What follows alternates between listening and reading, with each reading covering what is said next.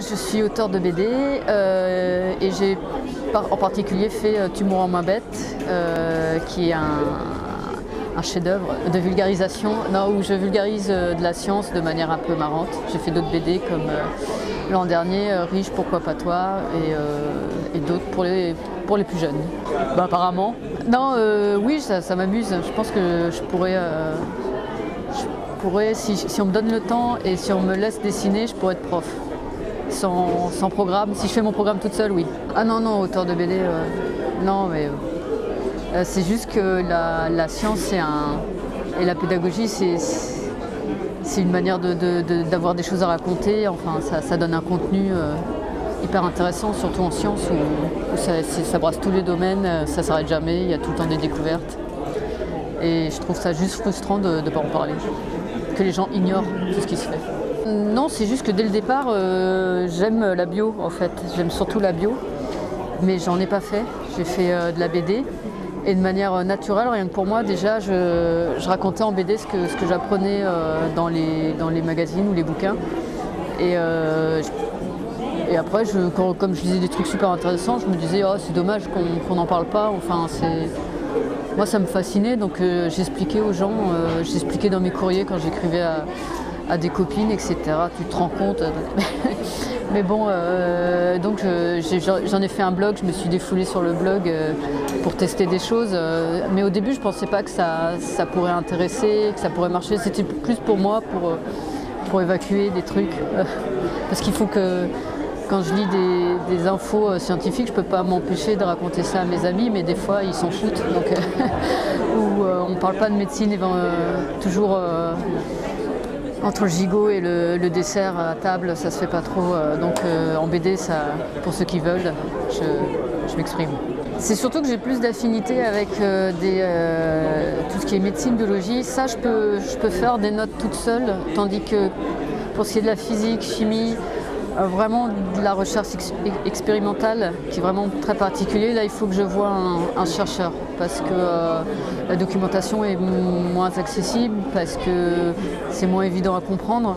C'est plus facile de faire comprendre à quelqu'un comment fonctionne son cœur, parce que tout le monde a un cœur, ça concerne tout le monde.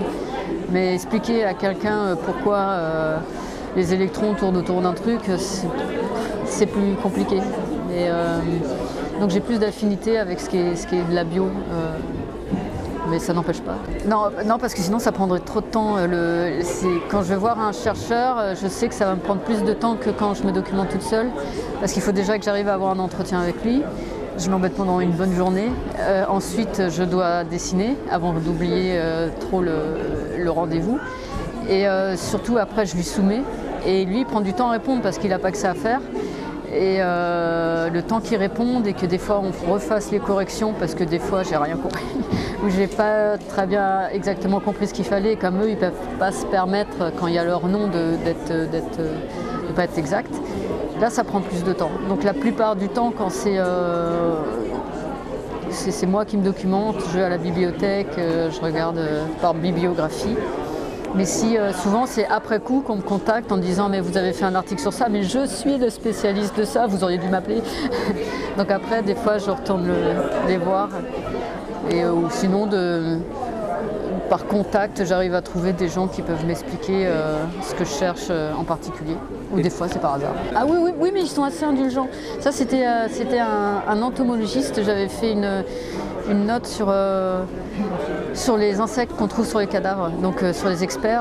Et très gentiment, il m'avait dit non mais en fait vous vous êtes trompé, cet insecte-là, on ne le trouve pas en France, donc ça ne correspond pas. Puis c'est un peu plus compliqué, mais très gentil. Et il m'avait dit venez me voir, et j'ai fait chiche.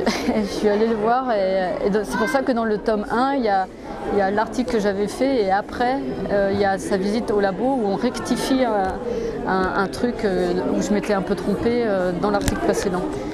Mais c'est bienveillant, c'est toujours bienveillant, ils ne viennent pas c'est mon domaine, vous dites n'importe quoi, c'est plutôt pour une fois qu'on en parle, alors que tout le monde s'en fout. Alors il m'a proposé plusieurs fois, je dois me préparer psychologiquement, parce que lui il va chercher des insectes sur les cadavres. Je lui ai dit oui, on ira. Prends-moi un cas facile, du genre un gars qui est mort en se cassant la jambe, pas trop violent. Et ouais, un truc qui pue pas trop. Mais à la fois ça m'intéresserait, à la fois je sais pas comment je réagirais. Mais lui, il y va régulièrement et je le remercie. Il m'a envoyé son livre sur scènes de crime, cadavres et insectes. Quand j'ai vu les photos, j'ai dit, on va peut-être se préparer psychologiquement. C'est pas évident pour les gens de s'intéresser, enfin, comment dire, comment intéresser quelqu'un dès le matin, parce que souvent les gens se connectent le matin, à s'intéresser à un proton ou un truc comme ça. Je pars du principe qu'on est tous un peu flemmards, donc autant le faire avec humour, puis de toute façon ça permet un peu de décompresser, parce que en fait moi je trouve que la nature est une sacrée chienne. Quand on rappelle, quand vous passez un peu de temps avec des vétérinaires, des médecins, des bactériologistes, là, un parasitologue, là on rentre en disant comment ça se fait que je suis en bonne santé. Et en fait c'est une manière un peu de dire oui, c'est un peu dégueulasse, mais on en rigole, on est encore en vie. Donc l'humour ça permet d'aborder tout, de tout aborder, on peut tout, sauf Dieu. Dieu c'est difficile, les gens ont moins d'humour sur Dieu et Gandalf. Gandalf est une sorte de Dieu, on ne touche pas à Gandalf, j'en ai fait l'expérience.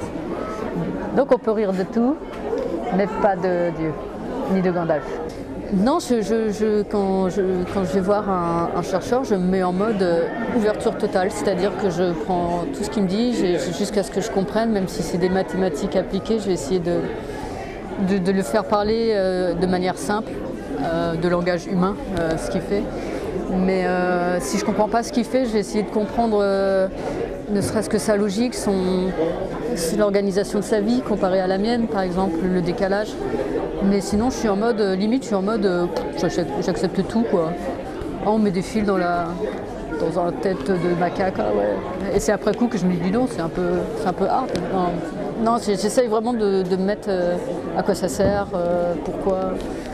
Et, pas en mode, j'ai pas de jugement à ce moment-là. Non, mais on peut comprendre, il y a le fond et la forme. Il y a des physiciens, je comprends pas tout dans les détails, mais quand ils utilisent des termes de tous les jours, finalement c'est compréhensible. C'est juste que des fois ils n'utilisent pas des termes très compréhensibles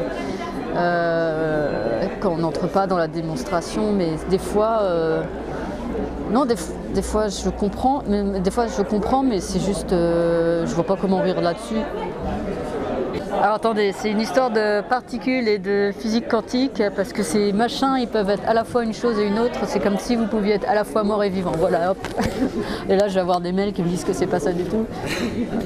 Ça me fait penser à Stephen Hawking qui a écrit un livre. Tout le monde dit que c'est un livre de vulgarisation, mais la vérité, c'est que c'est impossible d'aller au-delà de la page 70, quoi. Une brève histoire du temps, c'est super dur. Enfin voilà. Non, mais ça dépend dans quel domaine. Moi, ce que j'aime bien, c'est ce qu'on fait en neurosciences, parce que ça touche, parce que ça me concerne, les neurosciences, tout ce qui est médical, mais après, vous avez des trucs assez... c'est quand même assez fou qu'on envoie des robots sur Mars. Ça nous est on est assez blasés maintenant, mais c'est quand même extraordinaire. Non, je sais pas, il y en a... C'est surtout, il y en a plein dont on ignore complètement l'existence.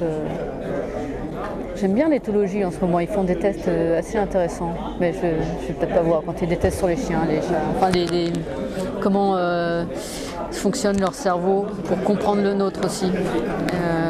Comment, à partir de quand un animal arrive à se mettre à la place d'un autre et donc qu'il est capable de mentir ou de tromper l'autre. C'est intéressant parce qu'on se rend compte qu'il y a des animaux qui sont capables de faire, surtout des oiseaux, qui sont capables de faire ce que des enfants ne savent pas faire avant 4 ans. C'est comme la théorie de l'esprit ou des choses comme ça, c'est intéressant. Tant que je m'amuse, oui, et en plus là on développe le dessin animé pour Arte. Donc je suis assez présente sur la série pour être sûre que ça garde le ton, parce que je veux que ça soit pas édulcoré. Donc là je réécris des trucs. Ça devrait être pour la rentrée 2015 si tout se passe bien. Eh bien c'est exactement pour remplacer Sex and the City. Mais il y aura plus de sang. Beaucoup plus de sang. Plus de science. plus de science. Il y aura plus de fluide corporel que dans... Oui, beaucoup trop. Oui. En plus, c'est à l'heure où on mange. Souvent, la chaîne me dit oui, mais les gens mangent à cette heure-ci. Eh bien, ils ont qu'à manger plus tôt. Mais là, je travaille aussi pour Personne ne bouge, aussi pour Arte. Donc, c'est une émission qui passe le dimanche, je crois. Et moi, je mets du contenu pour leur site internet. Donc, je rebondis sur le thème de la semaine. Je suis assez libre, alors je fais n'importe quoi. Surtout qu'en ce moment, c'est les péchés capitaux, alors je me lâche. Je crois que j'ai pas mal digéré du réserve. Du Bret et Cher un peu, mais je crois que j'ai aussi dans le sang du Dr Slump, mais que j'ai... ouais, quand je relis, je me dis que ouais, ça a dû pas mal me marquer, alors, de Toriyama. J'aimerais bien, non j'aimerais pas bien, Thomas Caden, juste pour voir comment ça fonctionne là-dedans, mais je resterai pas longtemps je pense. Qu'ils le prennent pas mal, mais ça doit être épuisant. Ou un vieux de la vieille, Black et Mortimer, pour savoir comment on dessine aussi carré et droit. Jacobs. Non, finalement, non, je sais pas.